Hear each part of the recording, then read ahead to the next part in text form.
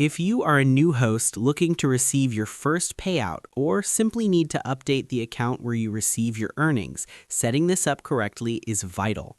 In this video, I will show you how to add a payout method on Airbnb. To begin, log into your Airbnb account and click on your profile icon in the top right corner. From the drop-down menu, select Account to enter your settings dashboard. Once the page loads, look for the section labeled Payments and Payouts and click on it. On the following screen, you will see a tab near the top specifically for payouts. Click this, then select the button that says Set Up Payouts to begin. You will first be asked to select your country or region, which determines the options available to you, such as bank transfer, PayPal, or Payoneer.